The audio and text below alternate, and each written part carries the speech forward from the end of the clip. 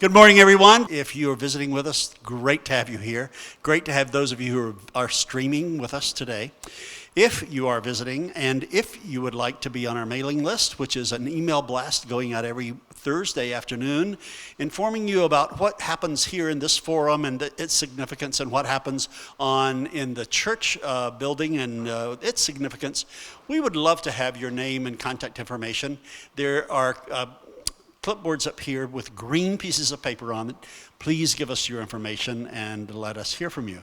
At All Saints Church, we put our faith into action. Today, we are focusing on making sure that all women have equal access to health care, particularly when it comes to reproductive issues.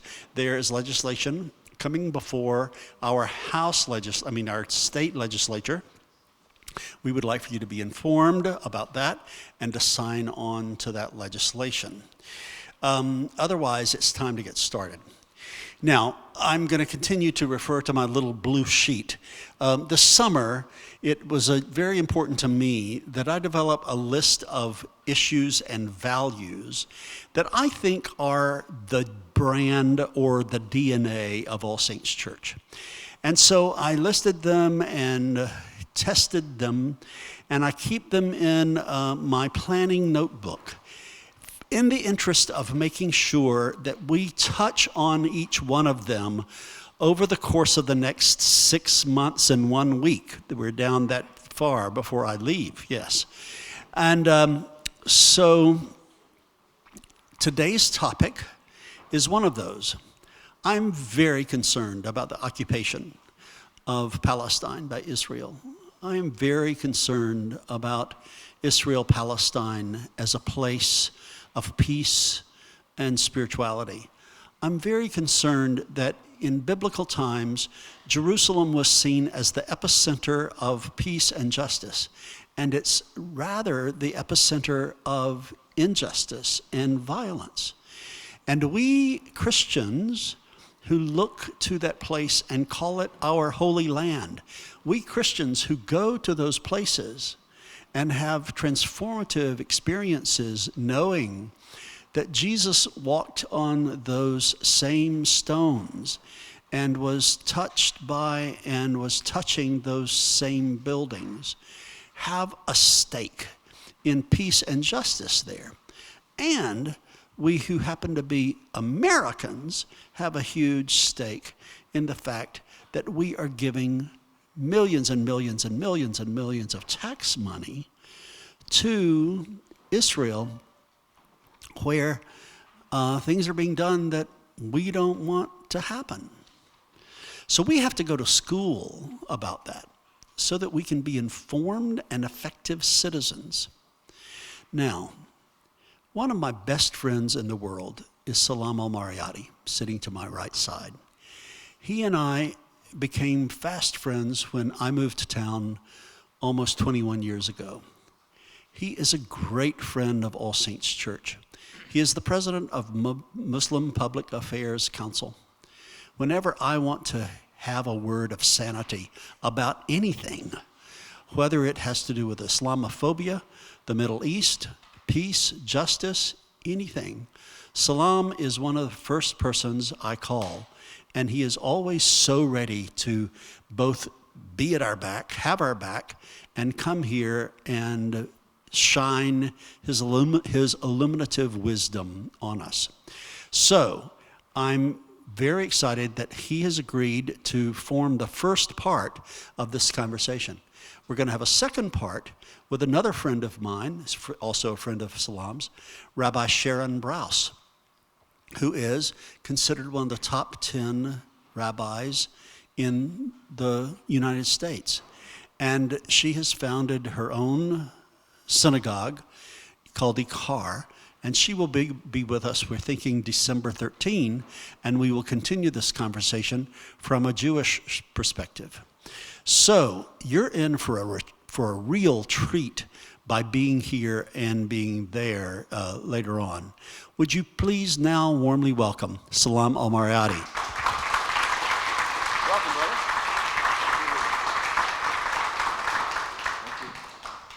So Salam, I was saying to you before and in our conversations prior that I think that the minds of Americans, and a lot of us at All Saints, have been preoccupied with the circus going on having to do with the presidential elections here in America.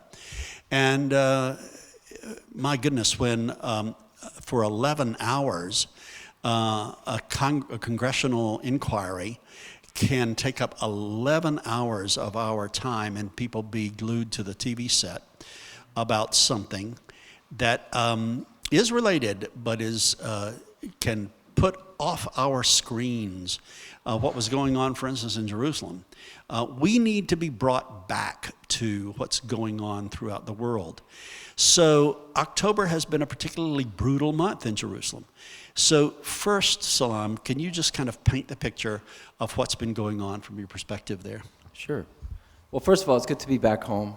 So thank you very much for welcoming me. And yes, Ed and I met 21 years ago when we were both 10 years old. So it's always good to enrich ourselves with this fountain of youth here at All Saints Church. So I'm really glad to be here as always. I think basically, Ed, I think most people who follow the Middle East, Randy's here, he follows it on a daily basis, understand that what we see in the media is just glimpses, snapshots of what's happening actually every day in Palestine, Israel. And from our perspective, the American Muslim community, the pro-Palestinian community perspective, it only makes the news when Israelis are involved in some kind of clash. In other words, when Palestinians die, it does not make the news. So for example, since the year 2000, over 2,000 Palestinian children have been killed by Israelis. Obviously, thousands more of Palestinians have been killed. That does not make the news. So these skirmishes, if you will, involving some kind of flare-up in either Al-Aqsa Mosque or the Temple Mount or Jerusalem or anywhere in the occupied territories or inside Israel, when it involves an attack against an Israeli, that's when Americans pay attention. And indeed, much of what America does has done has been one-sided in terms of our unwavering support for Israel. So lately there was obviously there was stabbings, attacks. Even in one case there was an attack against someone who thought to have been a Palestinian who was not, and he was killed by Israelis themselves. So Israel is undergoing, I think, a change and inner debate about its future, its character, and how religious extremists inside Israel are really dictating the direction in terms of their policies. So staying with that internal debate, because it's our experience throughout history that in order for a country or a system to make any kind of progressive step, there has to be, for lack of a better word, a civil war, an intra-cultural, intra-political skirmish. I mean, a real good example of that in the Episcopal Church is in order for us to make any advances in terms of the equality of women or the equality of LGBTQ brothers and sisters, we had to have our own internal war. In order for us to get rid of slavery in this country, we had to actually have a civil war. So can you give us your perspective on what kind of internal, intracultural, intrapolitical war might be going on in the state of Israel right now about both the occupation and also extremism? Well, I'm not qualified to speak, for Israelis. I'm usually not qualified to speak for Muslims, so that's another matter we could talk about later. Yeah, it's a tough act. So, but in general, I think people like Daniel Sokach of New Israel Fund, Jeremy Ben-Ami of J Street, and Rabbi Sharon Brous are probably can give you more of an insight into the developments there, and I'm sure Sharon will offer a lot there. However, there was a very important article I want to share with you that was published in the Washington Post by two American Jews, Stephen Levitsky and Glenn Weil. Levitsky is professor of government at Harvard University. Glenn Weil is assistant professor of economics and law at the University of Chicago. And they've decided to join the boycott movement and will not travel to Israel to give any lecture there as part of the boycott, divestment, and sanctions movement. And I think BDS is a reality now among American Jews, not just people who are supporting the Palestinian cause, but Jews who are concerned about the future of Israel. And again, I don't want to speak for them, but let me just quote in this op-ed what they are saying. "We must face reality. The occupation has become permanent. Nearly half a century after the Six-Day War, Israel is settling into the apartheid-like regime against which many of its former leaders warned. The settler population in the West Bank has grown 30-fold, from 12,000 in 1980 to 389,000 today. That means 389,000 now in the West Bank, and 389,000 of Palestinians, or the land of which belonged to those Palestinians, they have been displaced. Their land has been confiscated, or they have been killed, or they've just been moved out. And again, as you said earlier, this is done with the blessing of the U.S. government, the political cover of the U.S. government, and with our tax dollars. So if there's any region or any area that we have to be involved in, it has to be this. More so than Iran, more so than Pakistan, more so than Sudan, because our tax dollars are what is driving a lot of these policies. They go on to say, they believe that unwavering support for Israel is waning. That strategy has failed. Israel's supporters have tragically become its enablers. And Shin Bet, the Israeli Internal Security Service, Israel's version of the CIA, has argued in the 2012 documentary, The Gatekeepers, it is the occupation itself that truly threatens Israel's long-term security. So I'm sure they could speak more to that. Now, I brought a map that shows you basically, what unfortunately the common American, the average American does not understand, and that is the land confiscation of Palestinians since 1948. And this is a poor depiction, but I'm sure Keith can find the graph and make it available to you. But you see how this area is it's supposed to be green with Palestinians, and then after partition, Palestinians got less than 50% of the land, and then in 1967, they only got the West Bank and the Gaza Strip, and today you see this basically as dots in the West Bank. That's the Palestinian population, and the Gaza Strip has now become 50% of the original strip. In other words, Palestinians are being driven into the sea. You mentioned Jerusalem, and I think there's a very important issue here for all of us to think about in terms of religious freedom. Historically, the Christians of Jerusalem gave the key to the church to the Muslims because they couldn't decide among themselves who would be the custodian of the church. So the Nashashibi family, a Palestinian family, really held the key to the church because there was that kind of respect. And also Omar al-Khattab, the second successor to the Prophet, who was responsible for the biggest expansion for Islam and Muslims back in the 8th century. He traveled to Jerusalem, and he met the Christians there in Jerusalem, and he said, "I'm not here to conquer, I'm here to protect you." And they said, "Okay, make yourself feel at home." And then it was time for Omar al-Khattab to pray. So the Christian says, "Well, you can pray in our church." He said, "No, I will not pray in your church, because if I pray there, the Muslims later on will think that they have to build a mosque here." So he prayed outside the church, and hence the Dome of the Rock that is known for Omar al-Khattab is the place where the mosque was built outside the confines of the church itself. Contrast that with what Ariel Sharon did in 2000, where he stomped in the Al-Aqsa Mosque. Again, we are so far away from understanding how to keep Jerusalem holy as part of the mandate for all of the three Abrahamic faiths, how to keep it Abrahamic.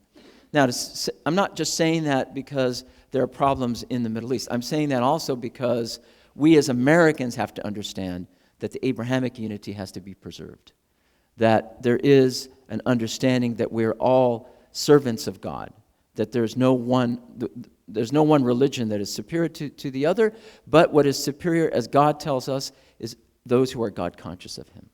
Their character, their behavior, not just what they call themselves. And I think this is where we need to move the conversation forward, whether we're talking about Palestine-Israel or the presidential debates or interfaith relations. Thanks for but I just want to underscore what you said, and that is kind of the holiness, the holy nature of Jerusalem depends on this Abrahamic faith cooperation. It simply cannot be the city of peace, which was what the word Jerusalem means, is unless there is that peace amongst those Abrahamic faiths. Thanks for saying that again. I just want to add also from an Islamic perspective, Jerusalem in Arabic is Al-Quds. And Jerusalem was the first place the Muslims turned towards for prayer. It was the first Qibla.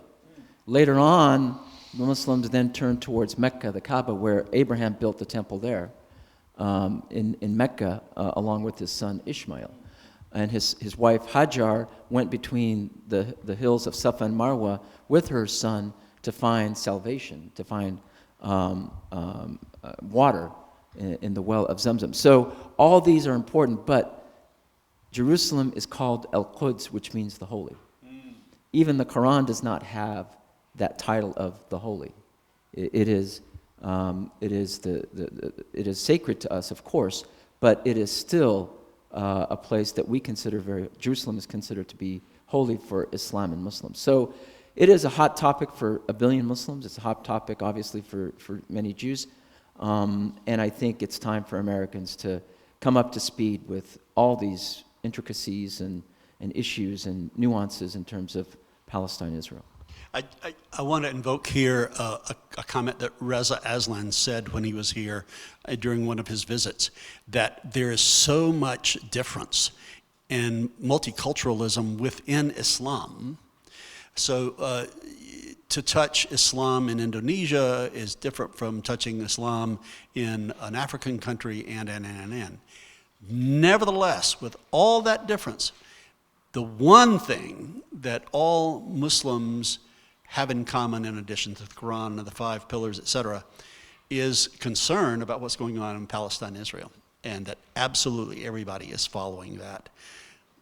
And so, I just want, and I just want to add to that U.S. politicians ignore that to the detriment of American interests. They're in denial of Palestinian centrality when it comes to U.S. Muslim world relations. And when they ask, why do they hate us? When you see Palestinians continuously humiliated, denied basic human rights, killed, and no justice there, and then that extends to what's happening in Iraq or even Syria, because the United States' interests in terms of Israel, it trumps anything else in the region. And so unless there are federal governments towards the Israeli government, then the United States does not deal with that government. So, Palestinian centrality is key. And the sooner we get to that understanding, then the better it is for America. And unfortunately, the U.S. Congress is the worst when it comes to even having anything remotely close to discussing this issue of Palestinian centrality or Palestinian human rights. It's, going in there talking about Palestine is as much good as going there and throwing mud on the wall. That's the reaction you get when you want to bring up Palestine to the U.S. Congress. So I want to just stay with the trade of thought we were having earlier about the intracultural conversation going on within Israel. And again, I'm not asking you to be an expert because you're not from the inside out, but by George, you sure do understand the impact of what's going on there. Mm-hmm. And Salam, what is going on with Benjamin Netanyahu trying to blame the Holocaust on the Palestinians? That I thought that maybe the Onion magazine had printed that, or Andy Borowitz from the New Yorker, right. an example of the humor he comes out with is that the Benghazi committee had now proven that Hillary Clinton was responsible for the assassination of Abraham Lincoln.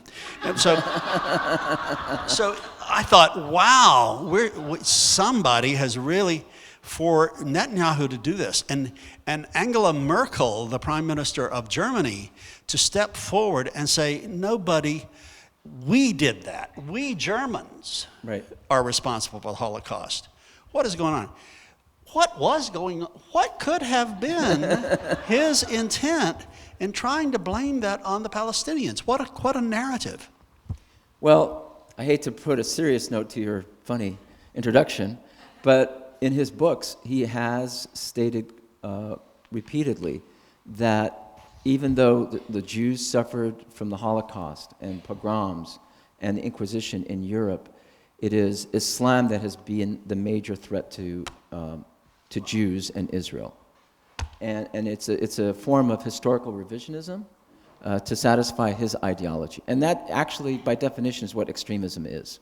When we talk about fundamentalism, it's all black and white, and you change history, you revise history to satisfy your vision of the world. And that's his vision. And so even in the elections, I don't know if you remember what he said in the elections, he told the Israelis, you better come out and vote because the Arabs are going to come and they're going to vote for their people. So that kind of race baiting is unfortunately common for him. He still believes that Iran is the biggest threat in the region. And he didn't want the United States to support the Iran nuclear deal. And he came to the Congress. And I, as an American, was insulted when the U.S. Congress took any foreign leader, forget that he's from Israel, but any foreign leader, to come and tell us what our policy should be. And yet he got applause from the U.S. Congress. So, yes, Netanyahu is a bit demented, but he has power. And a demented person with power is a very dangerous person. And here, we enable that. We continue, and even our president, Obama, he's being pushed, there's so much pushback by people in the Congress when Obama wants to do something about Palestine, Israel. So, and I guess this is going to be my message to us over and over again. The problem is not just there. The problem starts from here. And we have to do something about it with the way we talk about this conflict and the way we talk about occupation. We don't talk about occupation as if it's a real threat. Israelis are realizing that it is a real threat. And I hope that America realizes that before, worse things happen to Israelis and to Americans. So that's a great segue into my next question, which is about President Obama. And here I want some analysis from you, please, my friend, about what are the dynamics that are playing in his postures vis-a-vis Palestine and Israel. I know that he and Netanyahu are not the best of friends. They've had a really icy relationship. Nevertheless, I do want to hold up George Bush I, who, if my history is correct, was the one who flexed some muscle and said, no more settlements. This is a condition for continued monies, taxpayer money from the United States to Israel, is no more settlements. And yet we've had, I don't know what the stats are, an awful lot of settlements built during the 8 years of President Obama's terms, whom we all love. What is going on there, please? Well, it was also James Baker, the former Secretary of State, who went out on Capitol Hill and told Yitzhak Shamir, the prime minister at that time, he said, Mr. Prime Minister, if you want peace, here's my phone number, and he gave out his phone number in a congressional hearing. So that the Bush administration did out the Israelis at that time. There isn't the same kind of strength and resolve in this administration, unfortunately. I think part of it is also that there are arms suppliers that are making hundreds of billions of dollars sending arms to Gulf states that don't even know how to defend themselves. So, for example, Qatar is just going to make a purchase for about $20 billion of arms. Saudi Arabia, over $100 billion of arms, and so on and so forth. So all that money is going to arm the Middle East more. And our policy is so lopsided that it is looking to dealing with renegade groups, and we put so much effort into that we lose sight of root causes of the problem. And let's consider Palestinian terrorism. I looked up a statistic in terms of Palestinian terrorism, and this is from the Israeli Ministry of Foreign Affairs. There has not been a terrorist incident by Palestinians since 2008, an organized terrorist incident. In other words, what they say here in this graph, they have shown terrorism since 2000. The peak was 2002, and after that it subsided, and there were 3 deaths in 2007. That's because both the PLO and Hamas have decided not to use terrorism as a vehicle for themselves. You have random violence, you have skirmishes, but that is not the same as terrorism organized by any of these groups. So we look at terrorism, however, in the United States as this great evil, which it is. We do not look at occupation as a great evil. We do not understand the magnitude by which we support the occupation and its repercussions by supporting this evil. Occupation means that we are blessing the violation of human dignity of people who are living in the West Bank and Gaza, and those Palestinians who live in Israel as well, who don't have equal rights. And so when we allow that to happen, then we are culpable in that. And we have to say occupation is evil. And we have to work towards the end of the occupation ourselves, not leave it to the rest of the world to figure it out afterwards. So we do need to do a little unpacking about BDS. Let's move there. So boycott, divestment, and Sanctions. Sanctions, thank you. When you get my age, you'll skip words from time to time. So there are documents and there are strategies, printed strategies, for boycotting, divesting, and sanctioning Israel in all sorts of ways. The Presbyterian Church has been, I think, probably the leader in the Christian bodies on taking a stand about this. It gets debated every time Episcopalians get into a legislative session. The Episcopal Church has yet to join that. Desmond Tutu has clearly come out in favor of BDS, and he has a very kind of one-on-one, one-to-one comparison between the boycott of the South African apartheid government. Just another word of kind of setting up the question. It's been interesting to me to have conversations with Jewish leaders, and granted, most Jewish leaders with whom I have a conversation with are center-left to far-left. And those in the center, and certainly those to the right, are saying that it's a non-starter as a conversation.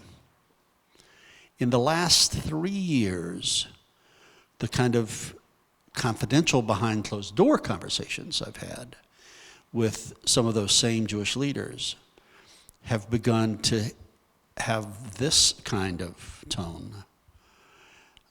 My partner and I are not joining the BDS movement, but we are already conducting our own private divestment campaign where we are talking with our financial planner and making sure that all of our portfolio is wiped clear of any monies that are made by the occupation or by Israel, period.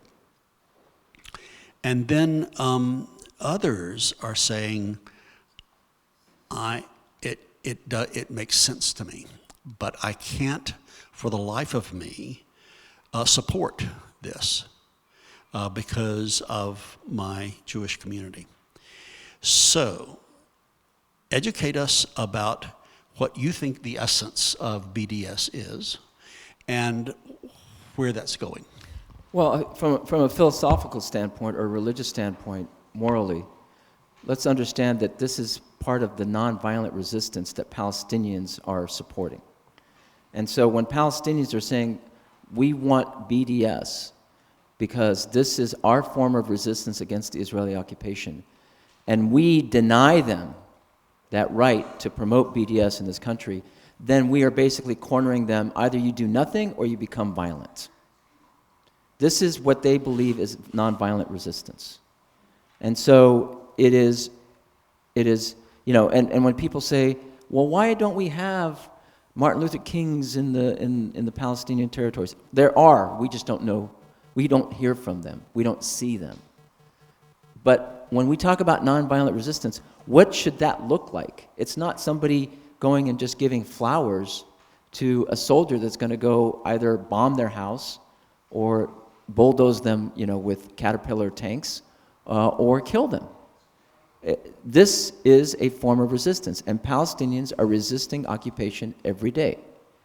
Now, BDS is basically taking whatever companies that we put our retirement funds into, any kind of investments that we make for our investment accounts, and it looks like a lot of you probably are involved in that here in Pasadena. We just decide, just like you said, Ed, that we don't want companies that are benefiting from the occupation. We don't want any money going to those companies. And there's a whole list of them. You can go to the BDS websites, and it tells you the list of companies that are benefiting from that. And then as far as boycotting, there are academic boycotts. There are boycotts of artists that decide not to sing or perform any kind of art, performances in Israel until Israel ends the occupation. And as far as sanctions, there are countries that are being lobbied to begin the sanctions. Just like we sanction Iran, we sanction Sudan, we sanction Pakistan, we sanction so many countries. If they violate human rights, according to United States policy, then why can't Israel also be applied that same standard that if it violates the human rights of a people, then we're going to withdraw funds from the $3 billion that we give them every year and the arms shipment that we give them every year. This is a debate that has to be had in America. And it is for America that we should do this, along with what's best for the Jewish community, Israel, and the Palestinians. It's the best for everybody. Because if we don't support a nonviolent resistance, then people are going to say, then you want us to do nothing, or we're going to turn toward a violent resistance movement. The last thing I want to say about this, though, is that there's a change in the Palestinian demographic. It is the rise of the Palestinian millennials. Palestinian millennials are driving the narrative now. It's not Hamas or the PLO. The millennials want nothing to do with either, actually. So we need to start connecting with them, maybe through social media, maybe through satellite dialogue, but the more we engage Palestinian millennials, I think the more we can get accurate information about what's happening in Palestine, Israel. Thanks. Now, there is one last thing, and I know y'all are itching to talk, and I'm not going to open this to questions because we really do need to have one more topic that has to be touched on, and this is the one-state solution, the two-state solution. So that is a fluid conversation also. Kind of tell us what your latest thinking on that is. Well, back to what Obama could have done, he could have recognized Palestine. He said, okay, if the United States wants a two-state solution, and the Palestinians are saying, we want our state to be declared in the UN, the United States should support it. So for them not to support it means that the United States is not really clear about what it means in terms of a two-state solution. So now what Palestinians are saying is, forget about two states. There's no territorial integrity within the West Bank and between the West Bank and Gaza to have a state. Because you have highways now that are slicing up for Jews only. People can't walk if they're Palestinian on certain sidewalks. There's checkpoints and security points. So it's all cut apart. And so Palestinians are saying, okay, forget about a two-state solution. We want equality and freedom in a one-state solution. Make it a secular democracy. If we're all for democracy, fine. We'll be for democracy, and let us gain our rights politically through a one-state solution. And then, obviously, the Israeli government considers that to be a threat to the security of Israel. Now, the Israelis are good at calling everything a threat to the security of Israel. I was nominated to serve on a congressional task force for terrorism by then House Minority Leader Richard Gephardt. And a lot of the pro-Israel groups, Zionist Organization of America, American Jewish Committee, ADL, others, lobbied Gephardt to rescind the nomination. And he buckled to that pressure. That was back in 1998. So they said I was a threat to the security of Israel by being on a congressional 6-month task force. And so on and so forth. And then, but I take that status with 18 cows. In the first Intifada, Palestinians wanted to develop their own system of dairy products and make money from that. And at that time, the Israeli military said, no, you can't. You have to buy our milk. So they went to confiscate 18 cows in a village called Beit Sahur. And they said those cows were a threat to the security of Israel. And they made a documentary about that called The Wanted 18. You should watch the documentary. That's how ludicrous this idea, everything now is a threat.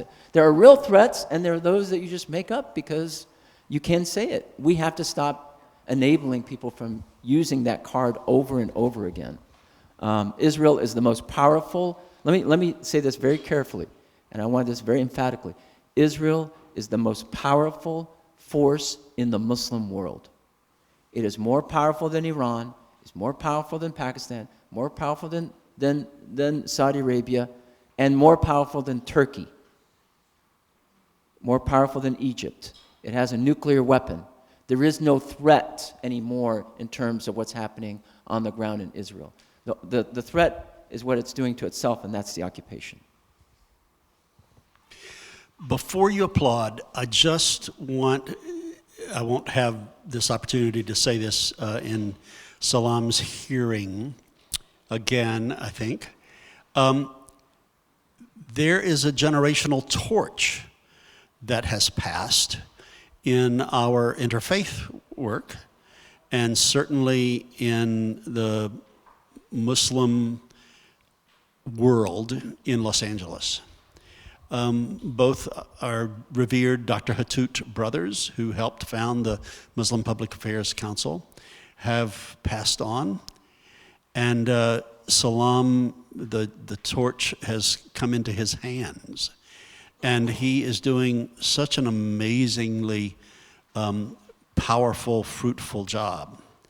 And I know him and his wife and their kids. They're soul friends of mine, and they're people of prayer who know the importance of prayer.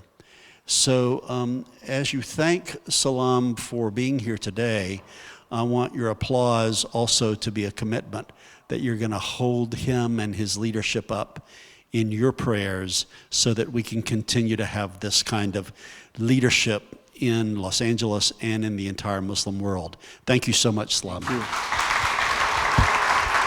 Thank you, Ed. You're the best.